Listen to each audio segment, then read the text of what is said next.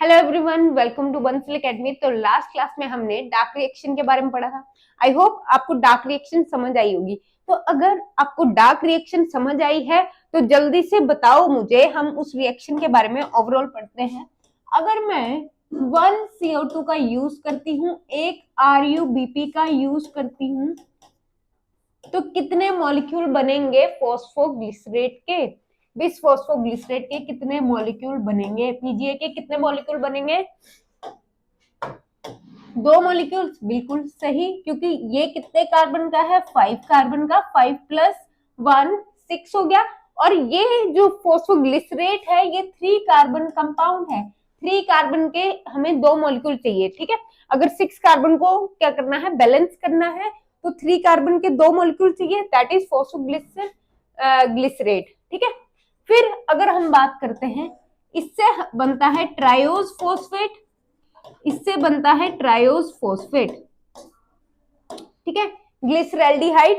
तो इससे क्या होता है, कुछ इसका मॉलिक्यूल, कुछ पार्ट, एक पार्ट रख लो या कुछ पार्ट रख लो जो शुगर बनाने के काम लग जाता है, बाकी का पार्ट रीजनरेशन में लग जाता है। किसकी? RuBP की, ठीक है। चलिए, अब यहाँ पे 2 फॉस्फोग्लिसरेट के मॉलिक्यूल को ट्रायोज फॉस्फेट में कन्वर्ट करने के लिए कितने मॉलिक्यूल लग रहे हैं? ATP के। जितने मॉलिक्यूल इसके होंगे ना उतने ATP लग रहे हैं। तो ATP कितने लगे? 2 ATP को कन्वर्ट किया गया ADP में और इनऑर्गेनिक फॉस्फेट में, ठीक है। अगर मैं यहाँ पे देखूं तो कितने NADPH लगे? उतने ही NADPH लगेंगे। और यही प्रोडक्ट थे किसके? लाइट रिएक्शन के, राइट। यही प्रोडक्ट थे लाइट रिएक्शन के। तो यहाँ पे NADP पॉजिटिव कितने? 2 बनेंगे। क्लियर? अब एक मतलब मान लो कुछ इसका पार्ट शुगर्स के लिए गया और बाकी जितना बचा वो RuBP की रीजनरेशन के लिए गया। अब जितने RuBP के मॉलिक्यूल बनेंगे उतने ही यहाँ पे ATP यूज होंगे, उतने ही यहाँ पे ATP मॉलिक्यूल होंगे, यूज होंगे, ठीक है। तो क्लियर है? अगर मैं आपसे ये बोलूं कि एक कार्बन डाइऑक्साइड को फिक्स करने के लिए कितने ATP और NADPH की जरूरत पड़ती है? जल्दी से बताओ, एक कार्बन डाइऑक्साइड के मॉलिक्यूल को फिक्स करने के लिए कितने ATP चाहिए? 2 + 1 3 ATP। and how many NADPH are needed? How many NADPH? 2 NADPH, ठीक है। 2 NADPH चाहिए। क्लियर हो गया? अब इस पे क्वेश्चन अलग अलग तरह से आते हैं।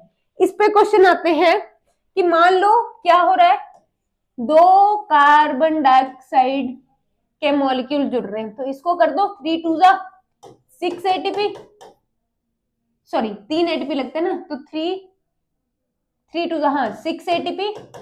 और कितने NADPH? 4 NADPH। और ऐसे ही अगर मैं बात करूं 3CO2 के मॉलिक्यूल को फिक्स करने के लिए कितने लगेंगे? तो 3 × 3 9 ATP एंड NADPH कितने? 6 NADPH। अब अगर मैं ये बोलूं कि 6 कार्बन डाइऑक्साइड के मॉलिक्यूल को फिक्स करने के लिए कितने ATP लगेंगे, तो इसको मल्टीप्लाई कर दो 6 से 18 ATP और 2 × 6 12 NADPH। ये कंसेप्ट क्लियर हो गया? अब यहाँ पे एक और चीज सीखो, जब 6 कार्बन की बात हो रही है ना, 6 कार्बन डाइऑक्साइड है, तो 6 कार्बन डाइऑक्साइड यूज होते हैं। हमने पूरी इक्वेशन देखी है फोटोसिंथेसिस की। 6 कार्बन डाइऑक्साइड के मॉलिक्यूल्स यूज होते हैं एक ग्लूकोज मॉलिक्यूल को फिक्स करने के लिए, ठीक है। तो मतलब 6 अगर कार्बन डाइऑक्साइड यूजर है तो क्वेश्चन ऐसे भी आ सकता है, एक ग्लूकोज का मॉलिक्यूल बनाने के लिए कितने ATP यूज हुए, कितने NADPH यूज हुए? तो ये भी कर लोगे, ये भी कर लोगे, ठीक है। अब यहाँ पे एक नए टाइप से क्वेश्चन आता है, ठीक है, कि ये जो 1 कार्बन डाइऑक्साइड है, ये जो एक कार्बन डाइऑक्साइड का मॉलिक्यूल है, वो पीजीए की कौन सी कार्बन पे दिखेगा? तो कार्बन 1 जनरली आंसर होता है, ठीक है। कार्बन 1 जनरली आंसर होता है। तो ये मैंने क्वेश्चन देखा था कहीं, तो इसलिए आपको बता दिया, ठीक है। तो ये क्लियर हो गया overall. This is Calvin cycle, तो आई होप केल्विन साइकिल में अब कोई दिक्कत नहीं है आपको। Calvin cycle, C3 cycle clear है टोटली? कर लोगे इस पे क्वेश्चन जितने भी आएंगे, हो जाएंगे, ठीक है। चलिए, अब हमने आज एक नया कंसेप्ट सीखना है इसी पे कि एफिशिएंसी क्या होती है केल्विन साइकिल की, एफिशिएंसी ऑफ केल्विन साइकिल। अब एफिशिएंसी का मतलब क्या होता है, पहले तो ये देखते हैं। थोड़ा सा न्यूमेरिकल पोर्शन है, तो बायो वालों को न्यूमेरिकल पोर्शन थोड़ा टफ लगता है, आई नो, बट इतना टफ नहीं है, बहुत आसान है, बेसिक कैलकुलेशन है, तो जो आपको याद रखनी है, ठीक है। चलिए स्टार्ट करते हैं। अब अगर हम देखें एफिशिएंसी क्या होती है, किसी भी मशीन पे मान लो अगर आप 100 अमाउंट की कुछ एनर्जी दे रहे हो, ठीक है, 100 अमाउंट की एनर्जी दे रहे हो, तो वो प्रोडक्ट भी 100 के हिसाब से बना रहा है, ठीक है, तो इसको क्या बोलेंगे हम, 100% एफिशिएंसी। पर होता क्या है, जनरली 100% एफिशिएंसी वाली कोई मशीन आई नहीं है, 90% एफिशिएंसी वाली भी कोई मशीन नहीं आई है। मतलब एफिशिएंसी, एफिशिएंट, मैक्सिमम एफिशिएंटी अगर 33% भी हो ना किस चीज के, तो हम उसको बोलते हैं बहुत ज्यादा एफिशिएंसी है। तो जनरली जो मशीन है, ह्यूमन ने अभी आज तक कोई ऐसी मशीन नहीं बनाई जो 90% एफिशिएंट हो, ठीक है। तो जितनी मशीन एफिशिएंट होती हैं वो कितनी होती है, मेनली अगर हम देखें तो 10 to 20% मैक्स टू मैक्स, ठीक है। तो चलिए अब एफिशिएंसी हम केल्विन साइकिल की देखें कि क्या वो जितनी एनर्जी ले रहा है उतना रिजल्ट भी दे रहा है, तो यही हम चेक करेंगे। तो अगर केल्विन साइकिल की ओवरऑल मैं बात करूं, क्या होगा, CO2 के मॉलिक्यूल से कितने ग्लूकोज बन रहे हैं, एक मॉलिक्यूल ग्लूकोज का बन रहा है, एक मॉलिक्यूल ग्लूकोज का बन रहा है, और कितने एटीपी यूज हो रहे हैं, 18 एटीपी, अभी अभी बताया मैंने आपको, और यहाँ पे 12 NADPH, 12 NADPH, ठीक है, 18 ATP and 12 NADPH, done.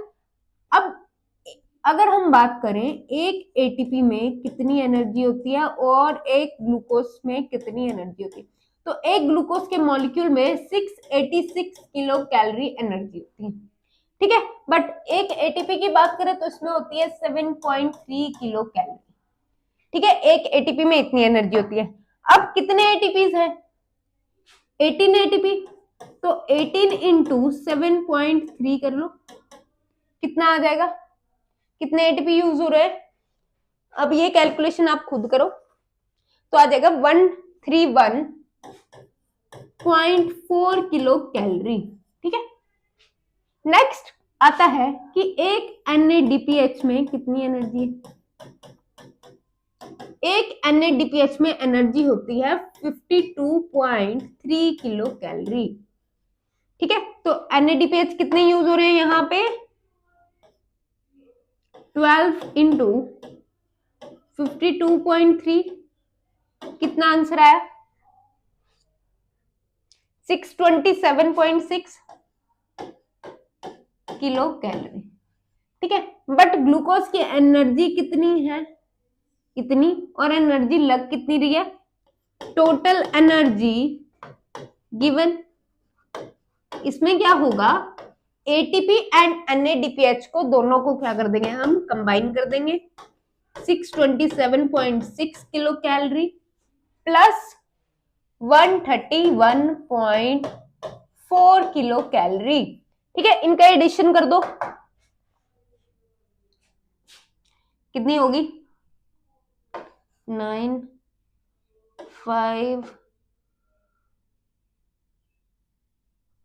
759 kilo calorie, ठीक है, 759 किलो कैलोरी टोटल एनर्जी इतनी दी गई, और यूज कितनी हुई ये। अब एफिशिएंसी कैसे निकालते हैं, एफिशिएंसी आती है, एफिशिएंसी का एक फॉर्मूला है,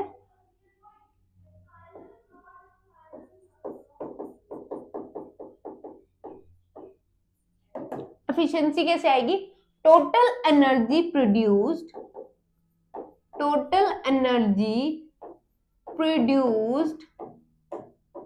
by total energy given,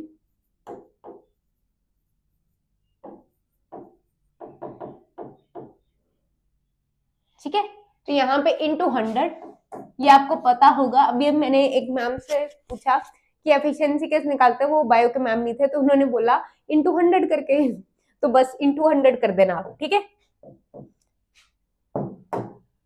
total energy produce कितनी हुई है, 686 किलो कैलोरी। गिवन कितनी है, 7 कितनी आई थी, 759 किलो कैलोरी इंटू 100, तो इसका आंसर कुछ 90% आ जाएगा, राउंड अबाउट करके 90%। तो 90% एफिशिएंसी अगर केल्विन साइकिल की है नेचुरली, तो आप देखो कितनी ज्यादा है। और ह्यूमंस अपने आप को बड़े इंटेलिजेंट बनते हैं, पर ऐसी कोई मशीन नहीं बना पाई जो 90% एफिशिएंट है अभी तक, ठीक है। तो नेचर से बड़ा कोई नहीं है, ये प्रूफ नेचर ने आज फिर दे दिया, ठीक है। तो एफिशिएंसी कितनी आई, एफिशिएंसी ऑफ केल्विन साइकिल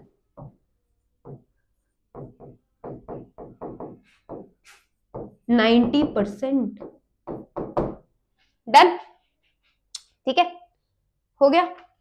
उसके बाद अब हम इसकी एफिशिएंसी निकालिए, तो लाइट रिएक्शन की भी एफिशिएंसी निकाल लेते हैं साथ के साथ, ठीक है। तो चलिए आ जाइए, एफिशिएंसी ऑफ लाइट रिएक्शन।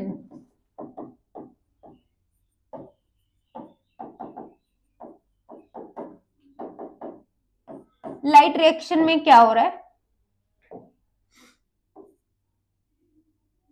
क्या यूज हो रहा है, वाटर और CO2 और वाटर यूज हो रहा है, ठीक है। और टोटल, अब यहां पे इक्वेशन बता दो, जो इक्वेशन है फोटोसिंथेसिस की, एक ग्लूकोज का मॉलिक्यूल प्लस 6O2, अब एक 2 H2O कितने ऑक्सीजन बनाते हैं, एक, ठीक है।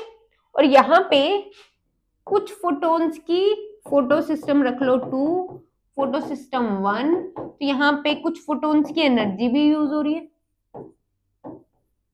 कितने फोटोन्स की एक टाइम पे, 4 photon to 1 photo system and other 4 photons to another photo system, right, ठीक है, डन। अब अगर हम टोटल फोटोन्स देखें तो टोटल कितने हैं, टोटल कितने फोटोन्स की एनर्जी लग रही है, 8 फोटोन्स। 8 फोटोन से क्या बनता है आगे, 8 फोटोन से एक ऑक्सीजन का मॉलिक्यूल बनता है, ये पता चला। 8 फोटोन से एक ऑक्सीजन का मॉलिक्यूल बना। और एक फोटोन में कितनी एनर्जी होती है, पहले ये देखते हैं, एक फोटोन में कितनी एनर्जी है, energy in 1 photon,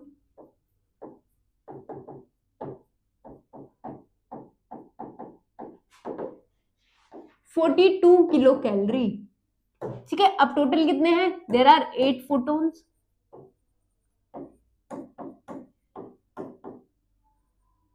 42 into 8, 8 two जा 16,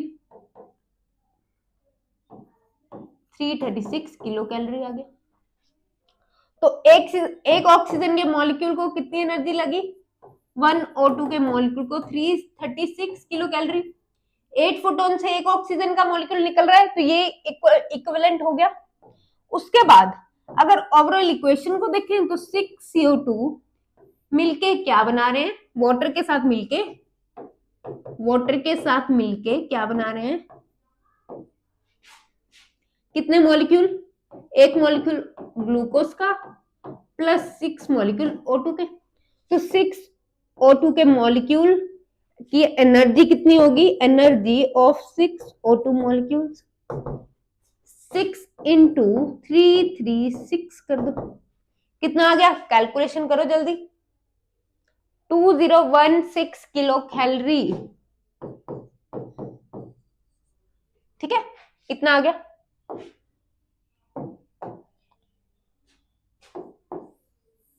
ये इतनी एनर्जी क्या हुआ, इतनी एनर्जी लगी है,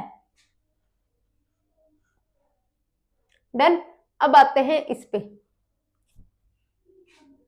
efficiency of light reaction, efficiency ही निकालनी है।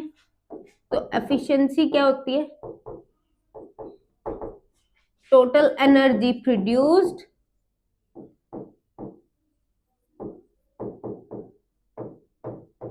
by total energy given into 100 कितने आ जाएंगे? यहीं पे लिख दूं अगर आपको साफ साफ दिखाई दे रहा है, ठीक है, यहीं पे लिख रही हूं। टोटल एनर्जी प्रोड्यूस कितनी हुई? 336 किलो कैलोरी। नहीं, एक ग्लूकोज को बनाने के लिए कितनी एनर्जी थी? ठीक है, एक ग्लूकोज को बनाने के लिए जितनी भी एनर्जी होती है उतनी 686 लगी कितनी? 2016 इंटू 100, तो इसकी एफिशिएंसी कुछ 33% आती है। तो ये भी अगर हम देखें तो ये भी हाईली एफिशिएंट है। ये भी अगर हम देखें it is also highly efficient. ये भी क्या है? हाईली एफिशिएंट है। Efficiency is high but 33% comparatively कम लगता है। बट अगर रियल में ऐसी कोई मशीन बनानी हो तो उसमें बहुत ज्यादा इनपुट लगेगी। ठीक है, तो ये क्लियर हो गया एफिशिएंसी। ठीक है, आगे चलते हैं फिर। Regulation of Calvin cycle. Next topic is regulation of Calvin cycle.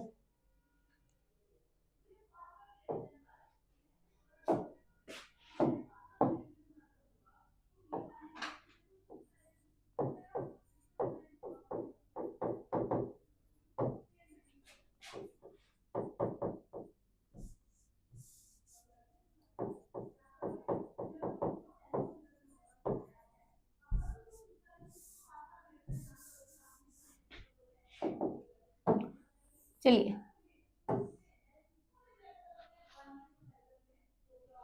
ठीक है, regulation of Calvin cycle. Calvin cycle है ये जनरली दिन में चलता है। Calvin cycle takes place in day time. ऐसा क्यों? कोई आंसर करेगा इसका? क्योंकि लाइट रिएक्शन के बिकॉज इट नीड्स NADPH। इसको क्या चाहिए? इट नीड्स NADPH चाहिए, जो कहां से आएंगे? Provided by light reaction. तो लाइट रिएक्शन कब होगी? सिर्फ डे में होगी।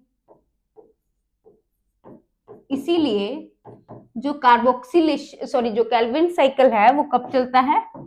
Day time. चलिए, अब केल्विन साइकिल दो तरीके से चलता है, मतलब दो तरीके इसमें जरूरी होते हैं। ठीक है, रेगुलेशन जो इसकी हो रही है वो दो तरीके से होती है। पहली कार्बोक्सिलेशन।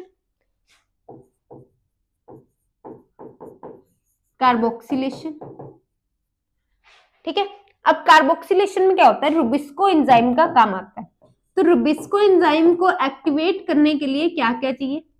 पहले तो रुबिस्को एक्टिवेज चाहिए, ठीक है, फिर Mg2 पॉजिटिव आयन चाहिए, फिर कार्बोक्सी एराबिनिटोल फॉस्फेट एंजाइम चाहिए। इन सब की एक्टिविटी से रुबिस्को पे फर्क पड़ता है। ठीक है, एराबिनिटोल है ये, इसको देख लेना। डन। अब नेक्स्ट रीजनरेशन। नेक्स्ट आता है रीजनरेशन। अच्छा, एक और यहां पे रुबिस्को को पीएच से भी बड़ा फर्क पड़ता है। ठीक है, रुबिस्को को पीएच से भी फर्क पड़ता है, तो पीएच भी रेगुलेट करती है रुबिस्को की वर्किंग को। ठीक है, चलिए, हाँ, नेक्स्ट आता है रीजनरेशन। रीजनरेशन किसकी हो रही है यहां पे?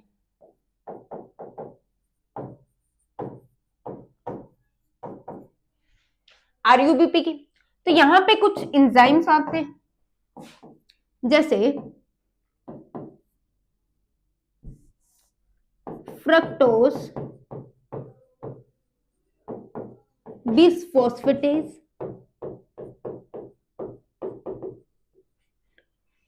and pseudohaptulose बिसफॉस्फेट, फॉस्फेटेज, ठीक है, कुछ एंजाइम्स आ गए। और यहाँ पे एक और आता है ferredoxin, ferredoxin, thioredoxin enzyme, ferredoxin thioredoxin enzyme. तो फेरिडोक्सिन के बारे में तो आपने पढ़ा है, फेरिडोक्सिन के बारे में आपने पढ़ा है, याद करो कहां पढ़ा था हमने, जब PS1 से आगे क्या हो रहा था, PS1 से साइड पे बना रही हूं, PS1 से इलेक्ट्रॉन्स पास हो रहे थे, तब एंड में देखो FD से FNR में हो रहे थे, FNR से फिर कहां जा रहे थे वो, NADP पॉजिटिव के पास जो रिड्यूस हो जा रहा था फिर NADPH के में, ठीक है, याद है ये। अब देखो इसी को देखो एक बार, regulation of Calvin cycle, regulation of Calvin cycle में दो स्टेप्स है, पहला कार्बोक्सिलेशन, दूसरा क्या है, रिजनरेशन ऑफ RUBP। कार्बोक्सिलेशन में क्या हो रहा है, रुबिस्को एक्टिवेज यूज हो रहा है, पीएच बड़ी इंपॉर्टेंट है, Mg2 पॉजिटिव इंपॉर्टेंट है, कार्बोक्सी आर्बेनेटोल फॉस्फेट एंजाइम इंपॉर्टेंट है, ठीक है।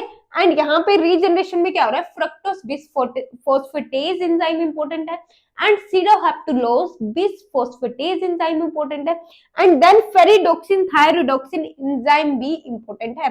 अब ये नई चीज आई है, फेरिडोक्सिन के बारे में आपने पढ़ा है, थायरोडोक्सिन के बारे में अभी हम पढ़ेंगे, ठीक है। तो ये हो गया, चलते हैं थायरोडोक्सिन के बारे में पढ़ने।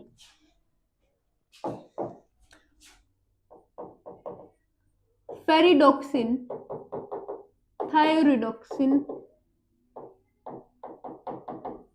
एंजाइम, इसके बारे में हम किसके बारे में पढ़ेंगे, थायरोडोक्सिन के बारे में, मेनली थायरोडोक्सिन। ये क्या है, छोटा सा एक मॉलिक्यूल है, छोटा सा एंजाइम है, small molecule of small molecular weight, कितने का है, 7 किलो कैलोरी का है, ओनली 7 किलो कैलोरी, ठीक है। उसके बाद ये कहां मिलता है, found in stroma of the chloroplast, found in stroma of the chloroplast. Mic check करना पड़ता है 2-2 मिनट बाद, कहीं ऑफ हो गया तो आपकी पढ़ाई और मेरी मेहनत सब बीच में रह जाएगा, ठीक है। ये एक प्रोटीन है, तो ये क्या करता है, बाकी प्रोटीन्स की रिडक्शन करता है, causes reduction of other proteins, ठीक है, बाकी प्रोटीन्स की रिडक्शन करेगा। और ये एक्टिवेट कब होता है, activates only when it is in reduced form, reduced form में ही सिर्फ एक्टिवेट होगा, ठीक है। और ये होता कैसा है, FES टाइप का बना होता है, formed of system is formed of FES,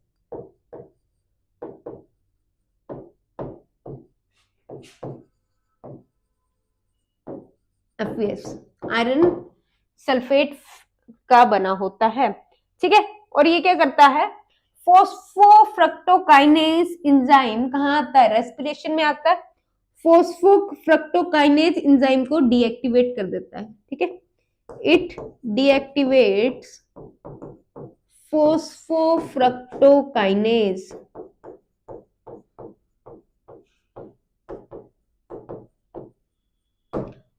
इसके बारे में अभी हम पढ़ेंगे, ठीक है, ग्लाइकोलिसिस में आता है ये, ठीक है, उसको डीएक्टिवेट कर देता है, इनिबिट करता है, ठीक है।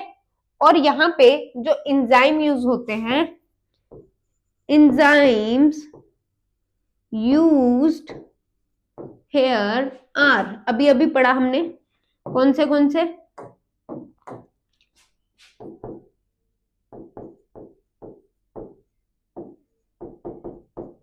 fructose bisphosphatase and other enzyme is pseudohaptulose bisphosphate, फोस्फेटेज, enzyme के पीछे एज होता है, ये बात पता है, ठीक है। तो ये थायरोइडोक्सिन के बारे में कुछ बातें थी। अब होता क्या है, ये जो एंजाइम्स हैं ये भी कब चलते हैं, अपनी कौन सी फॉर्म में एक्टिवेट होते हैं, रिड्यूस्ड फॉर्म में। रिड्यूस्ड फॉर्म का मतलब क्या होता है, addition of electrons, addition of electron. तो अगर आपको याद है लाइट रिएक्शन, तो उसमें इलेक्ट्रॉन ही तो पास हो रहा था, तो फेरिडोक्सिन को एक्टिवेट कौन कर रहा है वहां पे, इलेक्ट्रॉन, ठीक है। तो रिड्यूस फॉर्म कब आएगी, जब इलेक्ट्रॉन आएगा, अदरवाइज ये काम नहीं कर पाते हैं जब तक इलेक्ट्रॉन ना आए। तो चाहे वो फेरिडोक्सिन, सॉरी, चाहे वो फ्रक्टो बिसफॉस्फेट है, फ्रक्टोज बिसफॉस्फेटेज एंजाइम है,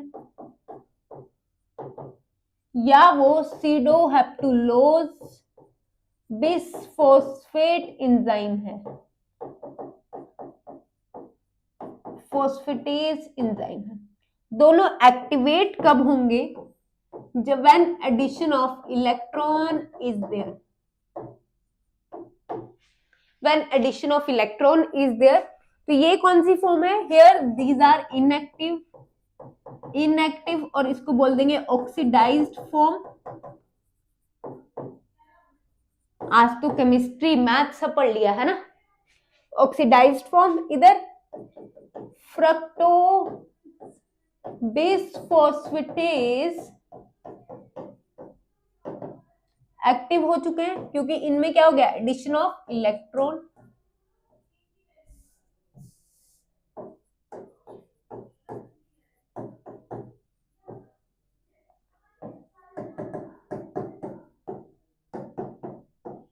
ठीक है, ये कौन सी फॉर्म है, active form, active and oxidised, sorry reduced, oxidised में तो इनएक्टिव रहेंगे।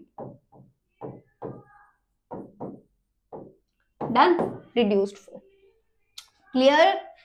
चलिए आगे चलें, फिर थोड़ा सा और डिस्कस करते हैं इसी को, कैसे चल रही है रिएक्शन।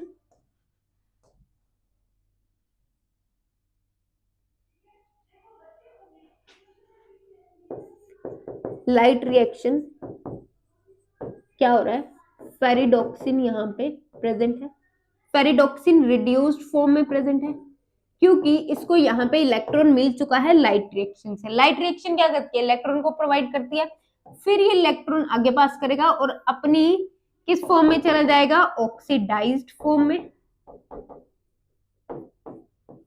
फिर से लाइट रिएक्शन आएगी, इस पे पड़ेगी, फिर रिड्यूस फॉर्म में चला जाएगी। डन। अब यहां पे क्या हो रहा है, फेरिडोक्सिन थायोरिडोक्सिन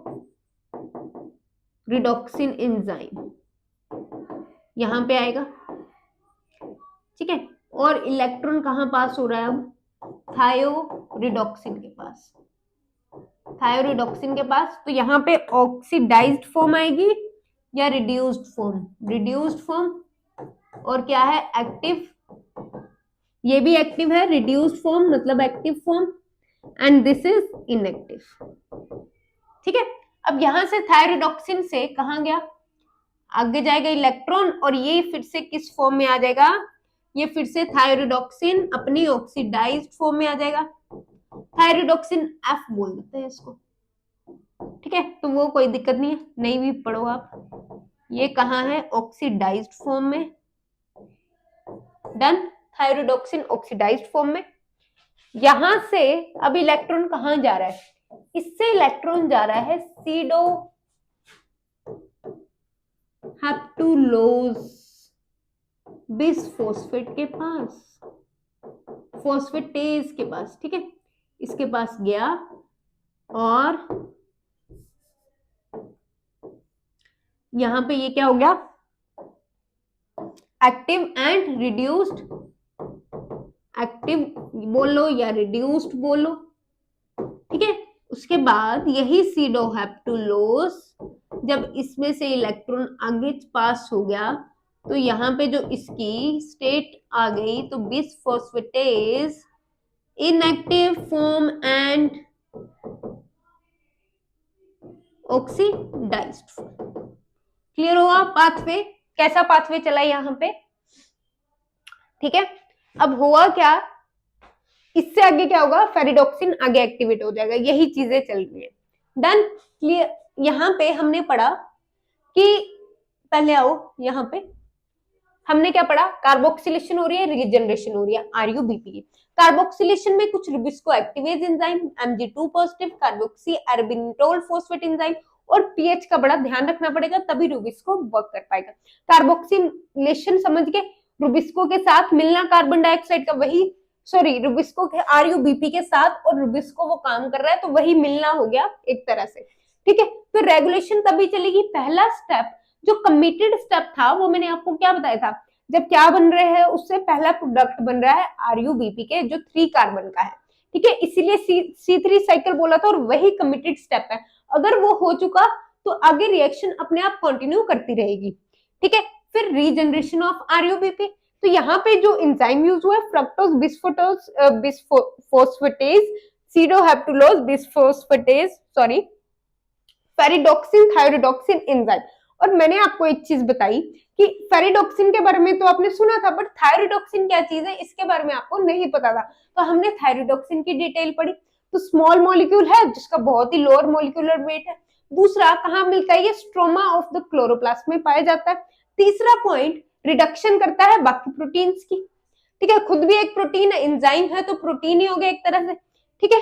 उसके बाद एक्टिवेट कब होगा, अगर रिड्यूस्ड फॉर्म में है, ऑक्सीडाइज्ड फॉर्म में क्या रहेगा, इनएक्टिव, ठीक है, इसको हाईलाइट कर लो, इंपॉर्टेंट है, इट्स वेरी इंपॉर्टेंट। चलिए, सिस्टम किसका बना होता है इसका, एफईएस का, आयरन सल्फेट का बना होता है। फिर डीएक्टिवेट किसको करता है, इनिबिट किसको करता है, फोस्फोफ्रक्टोकाइनेज को। एंड एंजाइम जो यूज होते हैं वो फ्रक्टो बिस्फोस्फेटेज एंड सीडोहेप्टुलोज बिस्फोस्फेटेज, और ये भी कब काम करेंगे, अपना रिड्यूस्ड फॉर्म में, ठीक है। उसके बाद हमने देखा कि रिड्यूस्ड फॉर्म क्या होती है, जब एडिशन ऑफ इलेक्ट्रॉन हो गया, तो यहाँ पे अगर इनको इलेक्ट्रॉन दिया जाए तो ये रिड्यूस्ड फॉर्म में आ जाएंगे और ये एक्टिवली अपना काम कर पाएंगे, ठीक है। तो इसीलिए लाइट रिएक्शन से क्या होता है, लाइट रिएक्शन से एक इलेक्ट्रॉन आता है जो फेरिडोक्सिन के पास जाता है, फेरिडोक्सिन अपनी रिड्यूस्ड फॉर्म में आ जाता है, एक्टिव हो जाता है। फिर फेरिडोक्सिन थायरोडोक्सिन एंजाइम से कहाँ जा रहा है, थायरोडोक्सिन वाले पार्ट में, वहां पे ये भी एक्टिव हो जाएगा, थायरोडोक्सिन जो ऑक्सीडाइज्ड फॉर्म में था ये भी एक्टिव हो गया। उसके बाद यही आगे पास किया गया सीडोहेप्टुलोज बिस्फोस्फेटेज में, और वो भी अपनी ऑक्सीडाइज्ड फॉर्म से एक्टिव फॉर्म में या रिड्यूस्ड फॉर्म में आ गया। तो आई होप आपको ये सारा समझ आ गया होगा,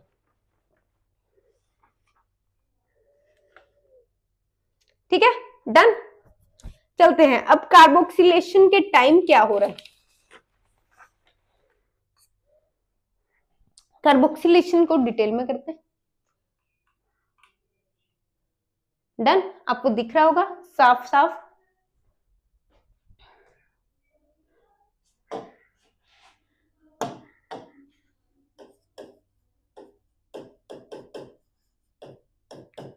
स्टेप्स जो हो रहे हैं कार्बोक्सिलेशन के टाइम वो क्या है। देखो, जो रुबिस्को है उसके बारे में हमने पढ़ा कि उसको कौन कौन सी चीजें अफेक्ट करती हैं। तो rubisco activity is affected by which compounds, किसके लिए सेंसिटिव है तो बता दो जल्दी से। रुबिस्को एक्टिविटी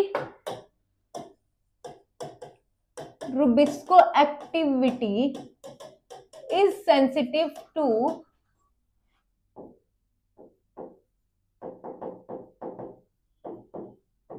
Mg2 पॉजिटिव और पीएच और कार्बोक्सी अर्बिनिटोल फॉस्फेट एंड एक और बताया था Rubisco activase enzyme,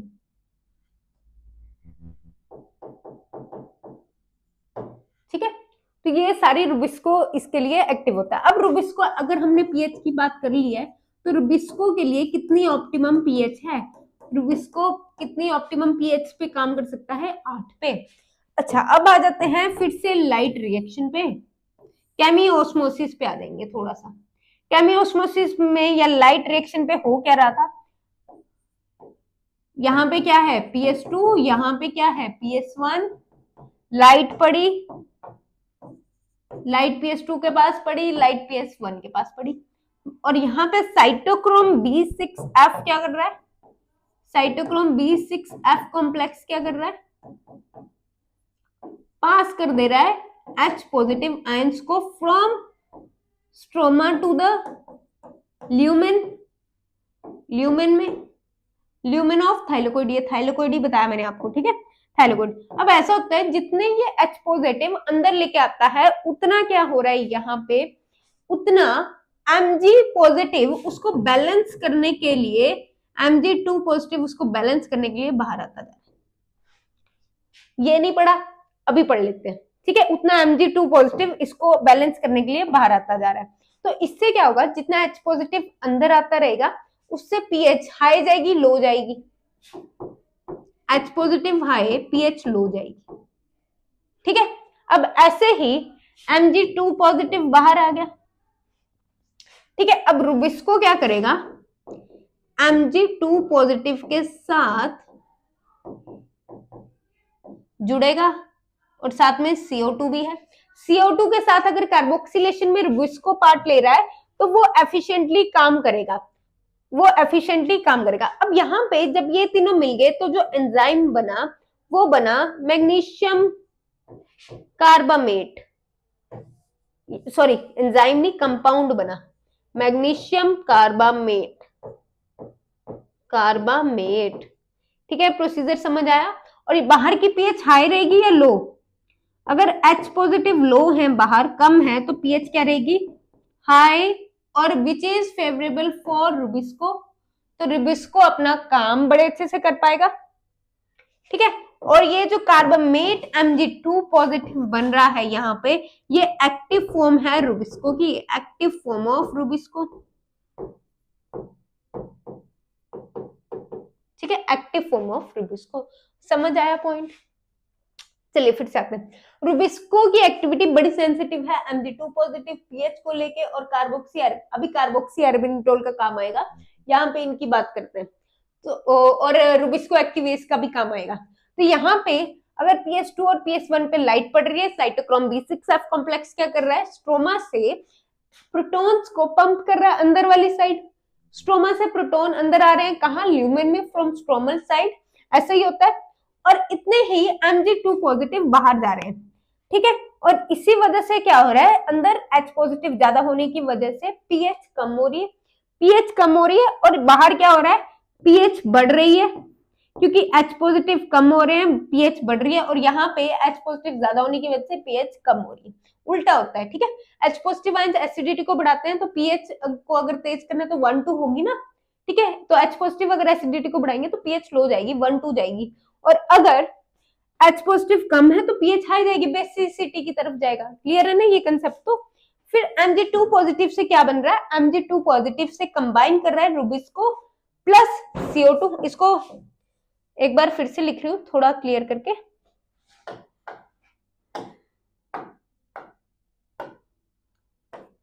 Mg2 positive, यहां पे और क्या ऐड हो रहा है,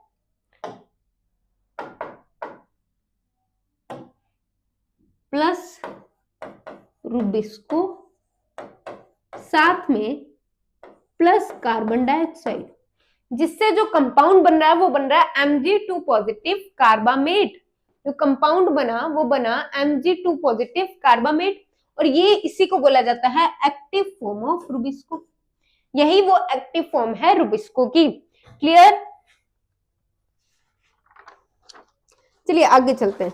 अब आएगा रोल कार्बोक्सी अर्बिनिटोल का और रुबिस्को एक्टिवेस का। अब नाइट टाइम पे क्या होता है, इन नाइट जो कार्बोक्सी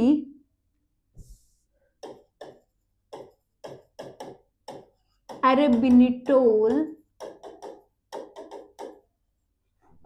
फॉस्फेट है वो कंबाइन करता है रुबिस्को के साथ, और जिससे क्या हो रहा है, रुबिस्को की एक्टिविटी लो हो रही है, रुबिस्को की एक्टिविटी लो हो रही है। इजी, रात को क्या हो रहा है, कार्बोक्सी अर्बिनिटोल फॉस्फेट रुबिस्को के साथ बाइंड कर रहा है और रुबिस्को की एक्टिविटी लो रही है। ये जरूरी है करना, क्योंकि रात को लाइट भी नहीं है, रुबिस्को काम करता रहेगा तो ये ऑक्सीजन के साथ मिलकर काम करेगा, क्योंकि प्लांट पता है आपको ऑक्सीजन ज्यादा लेते हैं रात को, तो ये ऑक्सीजन के साथ ज्यादा काम करेगा और उससे क्या हो रही है, फोटो रेस्पिरेशन। अभी फोटो रेस्पिरेशन के बारे में पढ़ेंगे, जिसका प्लांट को कोई फायदा नहीं है, नुकसान ही नुकसान है, ठीक है। तो इसीलिए ये बाइंड कर जाता है, अब ऐसे नुकसान नहीं कर रहा है। फिर दिन में क्या हो रहा है, इन डे टाइम, डे टाइम क्या हो रहा है कि जो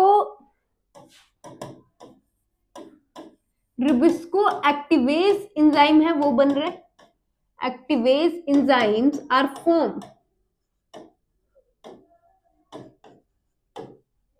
ठीक है, वो बने। और वो क्या करते हैं, अगर रुबिस्को, ये रुबिस्को है, इसके साथ जोड़ दो कार्बोक्सी अर्बिनिटोल फॉस्फेट को, तो ये क्या हो रहा है, इसकी एक्टिविटी लो रही है, तो दिन में ये आएगा, साथ में रुबिस्को एक्टिवेज एंजाइम आएंगे, रुबिस्को एक्टिवेज एंजाइम आएंगे और इनको अलग कर देंगे, ठीक है, और इनको अलग कर देंगे। यहां पे क्या हो गया, रुबिस्को, और यहां पे क्या आया, कार्बोक्सी अर्बिनिटोल फॉस्फेट, ठीक है। तो ये चीज हो जाएगी और इससे क्या होगा, रुबिस्को की एक्टिविटी बढ़ जाएगी। दिन में तो बढ़ानी है ना रुबिस्को की एक्टिविटी, रुबिस्को की एक्टिविटी बढ़ जाएगी, Rubisco activity increases. Point clear हुआ। नाइट टाइम के पे क्या हुआ, कार्बोक्सी अर्बिनिटोल फॉस्फेट रुबिस्को के साथ बाइंड किया, जिससे क्या हो रहा है, रुबिस्को की एक्टिविटी कम हो रही है, रुबिस्को की एक्टिविटी कम हो रही है। और डे टाइम में क्या हो रहा है, क्योंकि एक्टिविटी कम करनी है रात को इसीलिए, अदरवाइज रुबिस्को क्या करेगा, कार्बोक्सिलेज एक्टिविटी नहीं शो करेगा, ऑक्सीजनेज एक्टिविटी शो करेगा, which is very harmful for plant, very नुकसानदेह। हार्मफुल तो बोल नहीं सकते बट नुकसानदेह है, क्योंकि उसमें प्लांट की काफी एनर्जी लग रही है, राइट। तो उसके बाद डे टाइम में क्या हो रहा है, रुबिस्को एंजाइम, रुबिस्को एंजाइम तो है but Rubisco activase enzyme form हो रहा है, बहुत ज्यादा फॉर्म हो रहा है, जो क्या कर रहा है, कार्बोक्सी अर्बिनिटोल फॉस्फेट को अलग कर दे रहा है रुबिस्को से और फिर से रुबिस्को की एक्टिविटी को इंक्रीज कर रहा है। क्लियर हो गया, रुबिस्को इज एक्टिवेटेड, हमारा रुबिस्को एक्टिवेट हो चुका है। डन। तो आपको क्लियर हुआ आज हमने क्या पढ़ा, पहले तो एफिशिएंसी देखी, डरना नहीं है यार एफिशिएंसी को देख के, ठीक है, डरना नहीं है एफिशिएंसी को देख के। कहाँ है एफिशिएंसी भाई, पहले हमने ये पढ़ा, इसको रिवाइज किया, ये आपको समझ आ गया होगा, सारी कैलकुलेशन अब आप कर लोगे। फिर एफिशिएंसी ऑफ केल्विन साइकिल, ये एफिशिएंसी रही है केल्विन साइकिल की, total energy given, total energy produce, और टोटल एफिशिएंसी कितनी आई है केल्विन साइकिल की, 90%, which is very wow type, ठीक है। उसके बाद लाइट रिएक्शन की एफिशिएंसी ऑलमोस्ट 33%, ये भी बहुत अच्छी है, बट वैसे कम लग रही है, बट इट्स टू गुड, ठीक है, अगर हम बाकियों के साथ कंपेयर करते हैं। उसके बाद next regulation of Calvin cycle, Calvin cycle की रेगुलेशन कैसे हो रही है, केल्विन साइकिल तो पढ़ लिया, रेगुलेट कैसे हो रहा है, तो carboxylation and regeneration of RuBP, दो स्टेप्स हैं, carboxylation and regeneration of RuBP. Carboxylation में जो चीजें यूज हो रही है, rubisco activase, Mg2 positive, carboxy arabinitol and phosphate enzyme, और पीएच काफी इसको अफेक्ट करती है। बाकी हमने देखा कैसे Mg2 पॉजिटिव अफेक्ट कर रहा है, कैसे पीएच इफेक्ट हो रही है। Mg2 H पॉजिटिव की वजह से पीएच इफेक्ट हो रही है, H पॉजिटिव जितने ल्यूमेन में आएंगे उतने Mg2 पॉजिटिव बाहर जाएंगे, तो पीएच वहां पे अंदर क्या रहेगी, लो रहेगी, तो रुबिस्को की एक्टिविटी वहां नहीं हो रही है। बाहर की तरफ अगर Mg2 पॉजिटिव आएंगे तो पीएच वहां पे हाई रहेगी, ठीक है, क्योंकि H पॉजिटिव लो है, तो वहां पे रुबिस्को की एक्टिविटी आएगी। रुबिस्को क्या करेगा, CO2 के साथ मिल जाएगा Mg2 पॉजिटिव के साथ, और कार्बामेटोल एक कंपाउंड बना रहा है, ठीक है, कार्बामेट कंपाउंड बना रहा है, जिससे क्या हो रहा है, जो एक्टिव फॉर्म है रुबिस्को की। डन, अब इसका काम हो गया। उसके बाद अगर हम बात कर रहे हैं कार्बोक्सी अर्बिनिटोल फोस्फेट एंजाइम की, तो ये क्या करता है, रात में चिपक जाता है, रुबिस्को का भाई बन जाता है। रात में रुबिस्को तेरे को कोई काम नहीं करने दूंगा, तू रेस्ट कर। दिन में क्या हो रहा है, फिर रुबिस्को एक्टिवेज एंजाइम आ रहा है, ये क्या कर रहा है, अरे भाई अब दिन में तो काम करना पड़ेगा, खाएंगे क्या अदरवाइज, ठीक है। तो ये क्या कर रहा है, रुबिस्को एक्टिवेज इसको अलग कर दे रहा है रुबिस्को से, भाई छोड़ दे इसको, इसको काम पे जाने दे, वो उसका काम वाला साथी, ठीक है। तो वो चला गया रुबिस्को एक्टिवेज के साथ, और रुबिस्को एक्टिवेज ने इसको हटा दिया उसके साथ से, और वो फ्री हो गया, अब काम करेगा, ठीक है। फिर regeneration of RuBP, fructose bisphosphatase, sedoheptulose bisphosphatase, ferredoxin, thioredoxin enzyme. अब ये क्या कर रहे हैं, ये अपनी एक्टिविटी कब कर रहे हैं, ये अपनी एक्टिविटी कब करते हैं, थायरोडोक्सिन ही इन सबको एक्टिवेट करेगा एंजाइम्स को, और ये थायरोडोक्सिन काफी लो मोलिकुलर वेट का प्रोटीन है, और बाकी प्रोटीन्स को भी रिड्यूस करेगा, जैसे हमने देखा पूरे मैकेनिज्म में। और ये क्या करता है, FES का बना होता है, स्ट्रोमा ऑफ क्लोरोप्लास्ट में बहुत ज्यादा होता है, फोस्फोफ्रक्टोकाइनेज की एक्टिविटी को रोक देता है, इनिबिट करता है, ठीक है, डीएक्टिवेट, इसको याद रखना, डीएक्टिवेट्स और इनिबिट्स भी बोल सकते हो आप यहाँ पे, राइट। फिर एंजाइम जो यूज हुए हैं वो फ्रक्टो बिसफॉस्फेटेज, सीडोहैप्टुलोज बिसफॉस्फेटेज, ये रिड्यूस्ड फॉर्म में काम करेंगे, तो इसीलिए क्या होगा, इनको इलेक्ट्रॉन मिलेगा, तब ये रिड्यूस फॉर्म में जाएंगे, तब ये रिड्यूस फॉर्म में जाएंगे और अपना काम कर पाएंगे, ठीक है, डन। तो आज का लेक्चर आई होप आपको क्लियर हुआ होगा, इजी है, कुछ इतना टफ नहीं है। तो चलिए फिर मिलते हैं नेक्स्ट क्लास में, नेक्स्ट क्लास में स्टार्ट करेंगे फोटो रेस्पिरेशन। Thank you.